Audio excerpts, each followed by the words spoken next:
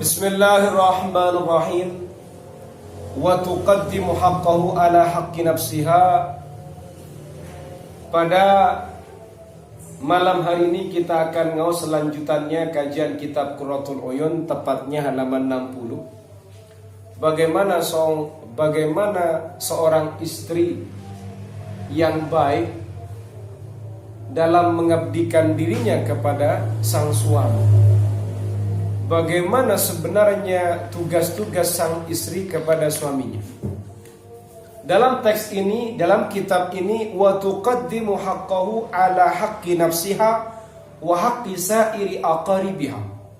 Seorang istri itu akan mendahulukan hak suami daripada hak dirinya dan hak kerabatnya. Istri ini punya hubungan dengan kerabat. Istri ini punya kebutuhan dengan dirinya sendiri. Dia juga kadang dibutuhkan oleh kerabatnya. Maka seorang istri yang baik akan mendahulukan hak suami daripada hak dirinya pribadi dan daripada hak kerabatnya. Mutanadzifatan fi nafsiha, ia akan menjadikan dirinya itu bersih, bersesuci, membersihkan diri, tidak kotor. Itu istri. Musta'iddatan fil ahwali kulliha, ia selalu siap, selalu ready dalam semua keadaan, dalam semua kondisi. Ia akan selalu siap. Siap untuk apa? Litamattu'i biha insya'a, untuk dinikmati oleh suaminya jika suami itu berkehendak, untuk bersenang-senang suaminya jika sang suami itu berkehendak. Jadi seorang istri ini selalu ready dan siap jika sang suami ingin bersenang-senang bersamanya. Musyfiqatan ala auladiha, seorang istri ini juga harus sayang kepada anak-anaknya. Hafizatan lisirri alaihim, kemudian ia juga harus menjaga pada rahasia suaminya atas anak-anak mereka. Qasiratal lisani, ia harus pendek lisannya. Pendek lisannya ini berarti menahan mulutnya, menahan omongannya, ansabil auladi, untuk mencela anak-anaknya. Paham ya? Itu bagaimana tugas-tugas seorang istri. Kemudian sekarang kita kembali kepada muraja'atuz zauji. Bagaimana sekarang kalau perhatian ini kita fokuskan kepada babnya suami. Berarti suami juga punya adab, punya tata krama, kan begitu. Jadi kita sekarang akan fokus pada pembahasannya suami. Wa min adabi ayyu asyira zaujatahu bihusnil khuluq.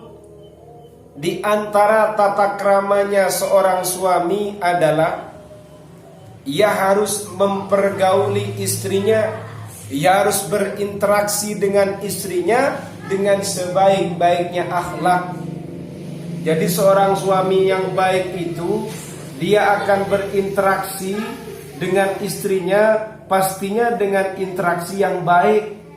Tidak boleh kamu kemudian kitab Qurratul Uyun yang tadi itu kamu jadikan alat untuk menghakimi istrimu, tapi sementara kamu sendiri tidak mau membenahi dirimu. Ini juga salah. Tidak baik seperti itu. Paham ya? Makanya tadi ada pembahasan muraja'atuz zauji, itu adalah sekarang acuannya kembali kepada seorang suami.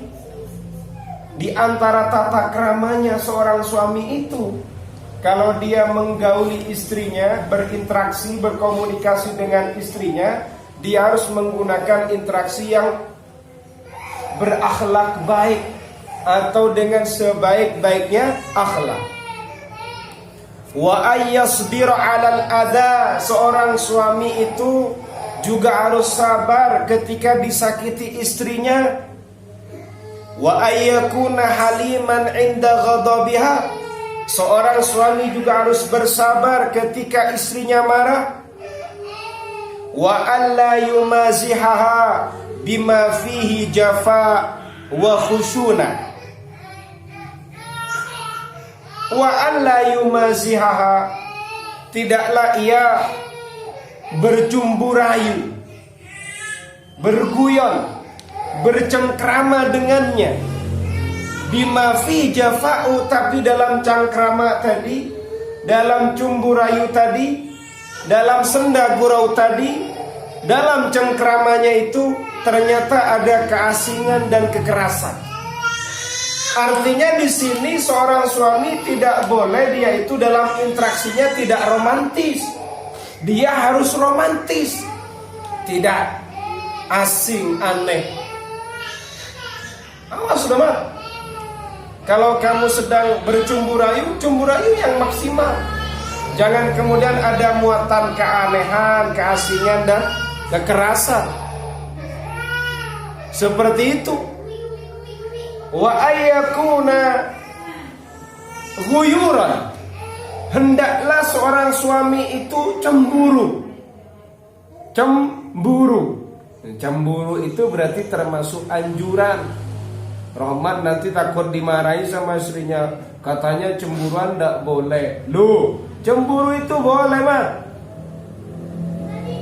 Rahmat, ayyakuna ghayuran, kamu harus cemburu sama istrimu.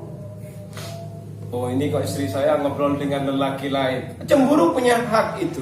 Harus, kalau kamu nggak cemburu, kamu berarti tidak punya harga diri. Wa ayyamnaha minal khuruji ra'san, dan seorang suami itu harus mencegah istrinya kalau istrinya mau keluar rumah ra'san, secara langsung. Istrinya mau keluar rumah, jangan keluar rumah kamu. Begitu. Fa inittarrat lil khuruj, jika ia sangat membutuhkan untuk keluar, maka bagaimana? Alimha syurutahu, ajari istrimu syarat-syarat keluar. Boleh kamu keluar, tapi ada syaratnya, wahai istriku yang cantik, wahai istriku yang baik. Apa syaratnya? Kamu boleh keluar rumah, tapi ada beberapa catatan-catatan yang harus dipenuhi. Di antaranya apa? Bi an takhruja tarafayn nahar. Kamu boleh keluar itu di dua tepinya siang. Berarti kalau di dua sisinya siang itu apa? Pagi dan sore. Kamu boleh keluar kalau pagi atau sore. Fi ahsyani thiyabiha, dengan menggunakan baju yang paling tidak baik. Kamu boleh keluar, tapi kamu tidak usah dandan, biasa. Baju itu, baju yang jelek itu aja, yang tidak bikin orang melihatmu tertarik dipakai. Artinya ini menjaga perasaan sang suami.